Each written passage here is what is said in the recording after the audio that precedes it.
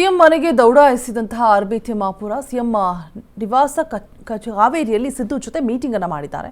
CM sir ನೋಡಿ, ನನ್ನ ಹೇಗೆ ಟಾರ್ಗೆಟ್ ಮಾಡೋರೆ, ನಾನೇನು ತಪ್ಪು ಮಾಡಿದ್ದೀನಿ, ಸಿದ್ದರಾಮಯ್ಯ ಸರ್ ಅಬಕಾರಿ ಇಲಾಖೆ ಸುಧಾರಣೆಗೆ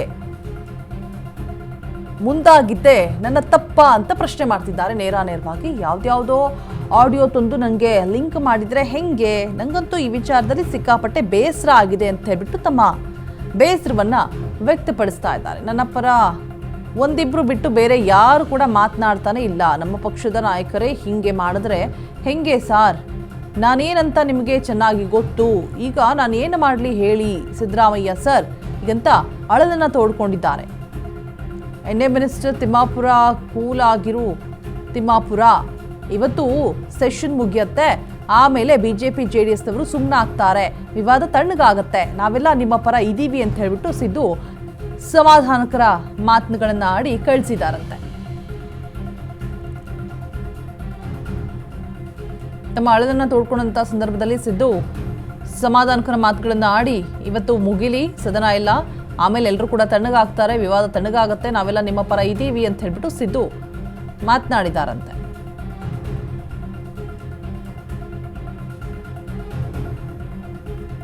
ಸಿಎಂ ನಿವಾಸ ಕಾವೇರಿಯಲ್ಲಿ ಸಿದ್ದು ಜೊತೆ ಮೀಟಿಂಗ್ ಅನ್ನು ಮಾಡಿರುವಂಥದ್ದು.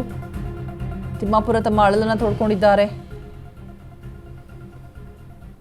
ಡೀಟೇಲ್ಸ್ ಅನ್ನು ಕೊಡೋದಕ್ಕೆ ನಮ್ಮ ಪ್ರತಿನಿಧಿ ವಿವೇಕ್ ದೂರವಾಣಿ ಸಂಪರ್ಕದಲ್ಲಿ ಜಾಯಿನ್ ಆಗ್ತಾ ಇದ್ದಾರೆ. ವಿವೇಕ್, ಸದನದಲ್ಲಿ ಆಗಿರುವಂತಹ ಒಂದಷ್ಟು ವಿಚಾರಗಳು ಬೇಸರಕ್ಕೆ ಕಾರಣ ಆಗಿದೆ. ತಮ್ಮ ಅಳಲನ್ನ ತೋಡ್ಕೊಂಡಿದ್ದಾರೆ ಸಿಎಂ ಸಿದ್ದರಾಮಯ್ಯನವರ ಹತ್ರ.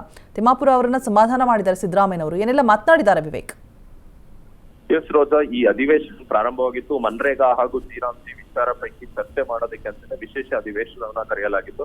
ಆದ್ರೆ ಈ ಅಧಿವೇಶನದಲ್ಲಿ ಬಿಜೆಪಿ ಅಂದ್ರೆ ವಿಪಕ್ಷವಾಗಿರುವಂತಹ ಬಿಜೆಪಿ ಹಾಗೂ ಜೆಡಿಎಸ್ ಮೊದಲಿನಿಂದಲೂ ಕೂಡ ಅಷ್ಟೇ ಅಬಕಾರಿ ಇಲಾಖೆಯಲ್ಲಿ ದೊಡ್ಡ ಮಟ್ಟದ ಭ್ರಷ್ಟಾಚಾರ ನಡೆದಿದೆ, ಈ ಭ್ರಷ್ಟಾಚಾರವನ್ನ ಬಯಲು ಮಾಡಬೇಕು, ಈ ಭ್ರಷ್ಟಾಚಾರಕ್ಕೆ ಸಂಬಂಧಪಟ್ಟ ಸಚಿವರು ಅಂದ್ರೆ ಅಬಕಾರಿ ಇಲಾಖೆಯ ಸಚಿವರಿದ್ದಾರೆ ಅವರು ರಾಜೀನಾಮೆ ಕೊಡ್ಬೇಕು, ಅವರ ಮಾಹಿತಿ ಇಲ್ಲದೆ ಯಾವುದೇ ಈ ರೀತಿಯಾದ ಒಂದು ಇಷ್ಟು ದೊಡ್ಡ ಮಟ್ಟದ ಭ್ರಷ್ಟಾಚಾರ ನಡೆಯೋದಕ್ಕೆ ಸಾಧ್ಯ ಇಲ್ಲ, ಇದ್ರಲ್ಲಿ ಅವರ ಇನ್ವಾಲ್ವ್ಮೆಂಟ್ ಇದೆ ಕೂಡ ಅನ್ನೋ ಒಂದಿಷ್ಟು ಆರೋಪನ ಕೂಡ ಮಾಡಿದ್ರು. ಜೊತೆಗೆ ನಿನ್ನೆ ಅಷ್ಟೇ ಸಚಿವರಿಗೆ ಉತ್ತರ ನೀಡಲೇಬೇಕು ಅನ್ನೋ ಒಂದಿಷ್ಟು ಪಟ್ಟನ್ನ ಕೂಡ ಹಿಡಿದಿದ್ರು. ಉತ್ತರ ನೀಡಿ ಆದ್ಮೇಲೂ ಕೂಡ ರಾಜೀನಾಮೆಗೆ ಆಗ್ರಹಿಸಿ ಅಹೋರಾತ್ರಿ ಧರಣಿಯನ್ನ ನಡೆಸಿದ್ರು. ಆದ್ರೂ ಕೂಡ ಎಲ್ಲೂ ಬಿಜೆಪಿ ಅವರು ತಣ್ಣಗಾಗಿಲ್ಲ. ಇವತ್ತು ಕೂಡ ಅಷ್ಟೇ ಅದೇ ರೀತಿಯ ಧರಣಿ ಕೂಡ ನಡೆಸೋದಕ್ಕೆ ಮುಂದಾದ್ರು.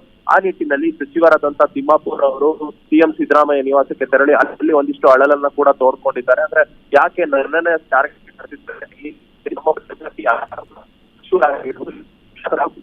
ನಮ್ಮ ಸರ್ಕಾರ ಇದ್ರೂ ಕೂಡ ಯಾಕೆ ಯಾರು ನನ್ನ ಜೊತೆ ನಿಲ್ತಿಲ್ಲ, ಕೇವಲ ಒಂದ್ 2-3 ಜನ ಮಾತ್ರ ನಮ್ಮ ಜೊತೆ ನಿಲ್ತಿದ್ದಾರೆ, ಇದೇ ರೀತಿ ಆದ್ರೆ ನಾನು ಯಾವ ರೀತಿಯಾಗಿ ಫೇಸ್ ಮಾಡೋದು ಅನ್ನೋ ಒಂದಿಷ್ಟು ಬೇಸರವನ್ನ ಕೂಡ ಸಚಿವರಾದಂತ ತಿಮ್ಮಾಪುರ ಅವರು ಸಿಎಂ ಜೊತೆ ತೋಡ್ಕೊಂಡಿದ್ದಾರೆ ಎಂಬ ಮಾಹಿತಿ ಕೂಡ ಲಭ್ಯವಾಗ್ತಿದೆ Roja. All right, thank you Vivek ತಮ್ಮೆಲ್ಲ ಡೀಟೇಲ್ಸ್ಗಾಗಿ. ನಾನೇನು ಅಂತ ನಿಮಗೆ ಚೆನ್ನಾಗಿ ಗೊತ್ತು, ಯಾಕೆ ಹೀಗೆ ಮಾಡ್ತಾ ಇದ್ದಾರೆ, ಸದನದಲ್ಲಿ ಆಗಿರುವಂಥ ಒಂದಷ್ಟು ವಿಚಾರಗಳು ನನಗೆ ಬೇಸರವನ್ನು ತಂದಿದೆ, ನಾನು ಏನು ಮಾಡಲಿ ಅಂತ ಹೇಳಿಬಿಟ್ಟು ತಿಮ್ಮಾಪುರವರು ಅಳದನ್ನು ತೋಡ್ಕೊಂಡಂಥ ಸಂದರ್ಭದಲ್ಲಿ ಸಿದ್ದರಾಮಯ್ಯನವರು ಏನು ವರಿ ಮಾಡ್ಕೋಬೇಡಪ್ಪ, ಮುಗಿಯತ್ತೆ, ಇನ್ನೊಂದು 2 ದಿನ ಮುಗಿಯತ್ತೆ ಸದನ, ಸೊ ಅದಾದಮೇಲೆ ಎಲ್ಲರೂ ಕೂಡ ತಣ್ಣಗಾಗ್ತಾರೆ, ನಾವೆಲ್ಲರೂ ಕೂಡ ನಿಮ್ಮ ಪರವಾಗಿದ್ದೀವಿ, ಚಿಂತೆ ಮಾಡಬೇಡಿ ಅಂತ ಹೇಳಿಬಿಟ್ಟು ಅವರ ಪರವೇ ಮಾತನಾಡಿ ಸಿದ್ದರಾಮಯ್ಯನವರು ಸಮಾಧಾನ ಮಾಡಿ ಕಳಿಸಿದ್ದಾರೆ.